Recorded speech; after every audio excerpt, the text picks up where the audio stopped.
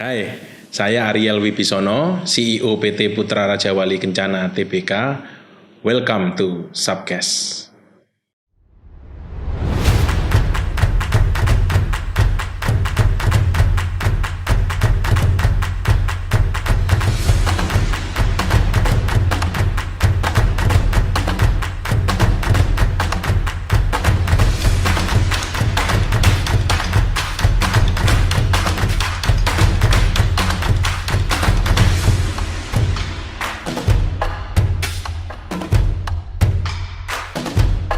Halo, balik lagi di Subcast. Kita udah cukup lama vakum ya karena pandemi corona ini. Tapi yang pasti kita berharap kalian yang lagi ada di rumah semuanya sehat-sehat saja.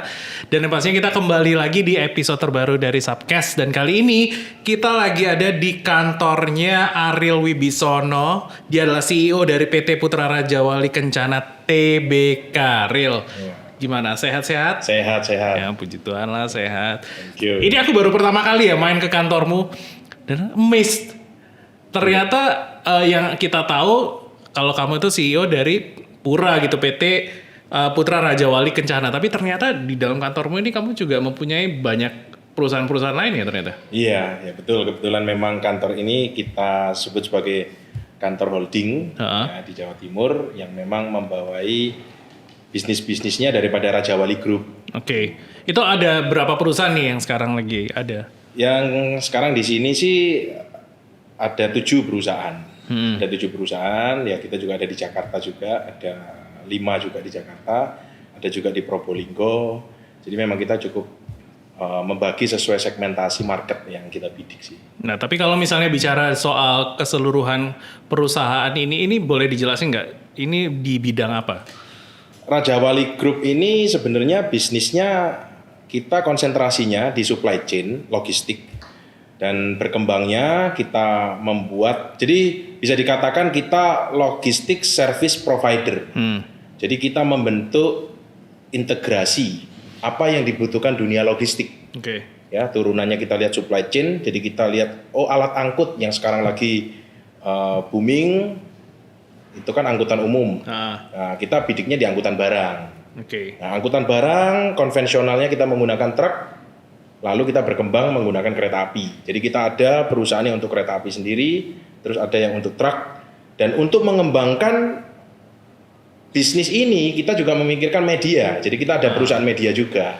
Nah itu kalau nggak salah namanya adalah Truck Max Iya. itu kan. Jadi makanya kalau kita bicara soal misalnya logistik atau ekspedisi, orang bayanginnya tuh ya cuman perusahaan pengangkutan truk dan lain sebagainya. Tapi ternyata di dalamnya tuh ada perusahaan yang beda sendiri. Bahkan bisa dikatakan itu beda jalur ya. Ternyata ada media. Ini kenapa kok tiba-tiba membutuhkan atau membuat sebuah perusahaan yang bergerak di bidang media? Jadi sebenarnya ini ceritanya begini.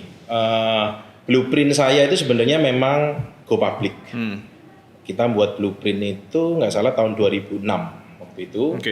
Itu kita go public di 2020. Saat itu saya melihat industri transportasi truk yang biasa orang sebut jasa transportasi truk ini diabaikan oleh pemerintah. Sehingga akhirnya kesannya kumuh gitu. Jadi kesannya kelihatan bisnis ini peminatnya nggak ada. Old school. Iya kan? Wah, ditanganin sosok-sosok yang marah-marah, ngurusin sopir susah gitu ya. Saya lihat, wah ini peluang nih. Saya lihat gitu. Cuman sebelum kita melangkah jauh, agresif, investasi, ini harus dibenahin struktur-strukturnya. Waktu itu tahun 2012 saya berpikir, saya harus bisa merapat ke pemerintah. Gimana caranya ya? Saya bentuk media. Dasar pembentukan media waktu itu pertama kali saya ingin membentuk Dirjen Angkutan Barang. Waktu itu belum ada? Belum ada. Dulu masih Dirjen Angkutan Umum. Yang asosiasinya Organda. Untuk membentuk Dirjen Angkutan Barang, saya butuh pembentukan asosiasi. Nah, nggak mungkin karena saya orang bisnis. Saya waktu itu bukan orang organisasi, saya mendirikan media ini. Nah, media ini yang saya push untuk membuat Asosiasi Pengusaha Truk Indonesia.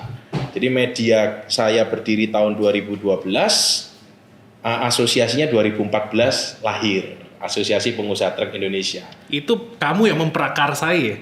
Ya. Dan kamu berjuang dari awal, dari tahun berapa itu untuk mendirikan? Saya dirikannya 2012, tapi blueprint saya karena untuk mewujudkan perusahaan transportasi go public.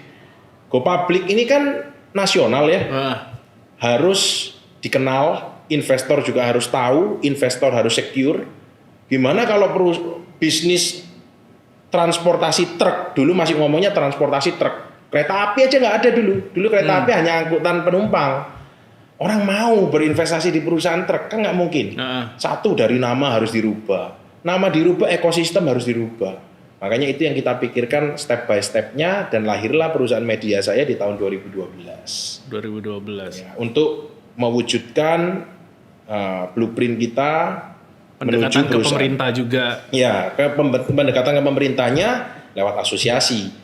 Dan di tahun 2017 saya ditunjuk sebagai ketua Asosiasi Pengusaha Truk Indonesia Jawa Timur waktu itu. Cuman media kita juga pelopor semua kegiatan asosiasi. Jadi mulai sosialisasi. Jadi pemerintah waktu itu dibentuk Dirjen Angkutan Barang juga bingung. Waduh, ke pengusaha bagaimana ya? Sosialisasinya bagaimana ya? Kita yang memprakarsai. Jadi kita punya program waktu itu 32 kota. Jadi kita mengumpulkan semua pengusaha transportasi, dan itu kita makan waktu sosialisasi itu bisa dikatakan cukup lama, 5 tahun ya. Kita membentuk itu, jadi kita mulai ke Jawa Timur, Jawa Tengah, seluruh Pulau Jawa, lalu kita ke Sumatera, ke Kalimantan, dan dari situ lahirlah dirjen-dirjen angkutan yang lain, angkutan multimoda yang terbaru. Karena saya mendirikan ini waktu Pak Jokowi belum jadi presiden, tapi Pak Jokowi punya visi infrastruktur. Wah, ini sejalan pas nih. Ya? Pas. Nah, itu dengan jalan tol dibangun di mana-mana, infrastruktur lebih baik. Waktu itu kan masih janji kampanye. Ya agak gambling juga saya. Masalahnya bener enggak janjinya terwujud. Cuman karena saya lihat presiden juga satu visi, makanya kita juga mendirikan media itu. Dan untungnya di periode kedua pemerintah mewujudkan yang namanya Sisloknas. Janjinya waktu itu Sistem Logistik Nasional. Bagaimana mengintegrasikan, nah itu kita push juga, akhirnya lahir juga Dirjen Angkutan Multimoda lewat asosiasi-asosiasi itu, sehingga pengiriman sekarang sudah lebih modern, dan jalan tol juga sudah mudah diakses. Benar. Nah ini satu bentuk ketekunan juga ya, bagaimana blueprint di tahun 2006, akhirnya di tahun ini 2020 ini berhasil go public dengan nama di pasar modal itu adalah Pura. Betul. Itu gimana tuh?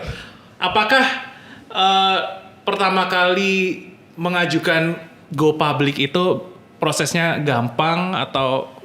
Go public itu sebenarnya ya kalau kita bicara optimis itu gampang. Tetapi menuju ke go public itu susah. Karena harus kita mempersiapkan strukturnya. Bagaimana sih investor relation ini mau berinvestasi di perusahaan kita? Bagaimana perusahaan kita mempunyai value di masa depan, bukan cuma value sekarang. Masa depannya itu harus sustain. Nggak bisa kita bicara tahun depan, atau 1 tahunan, 2 tahunan. Kita harus bisa bicara 10 tahun, bahkan 15 tahun, 25 tahun. Mau seperti apa? Kita memutuskan IPO waktu itu karena visi pemerintah, misi pemerintah akhirnya terwujud, yaitu jalan tol. Wah, ini momen pas ini. Berarti kan punya prospek. Negara membangun jalan tol itu pasti punya perhitungan. Nggak mungkin perhitungannya itu asal-asalan. Dia pasti mempunyai konsep menghubungkan satu wilayah ke wilayah lain dengan cepat. Konsep inilah yang jadi visi daripada perusahaan angkutan barang. Pengiriman dengan cepat.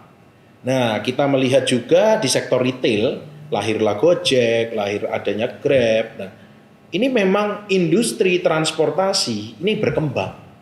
Nah, kita melihat, wah ini angkutan barang ini ke depan punya potensi cukup bagus.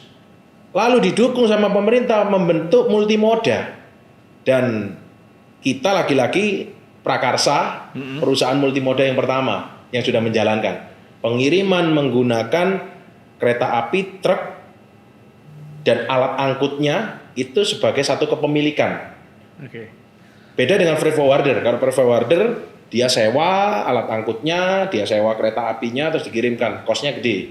Kalau kita sudah B2B, kita melakukan satu whole package pengiriman menggunakan lebih dari 2 moda transportasi. Wih, ini temanku loh guys. Ya, kok kayaknya beda intelijensi ya, jadi merasa minder gitu loh.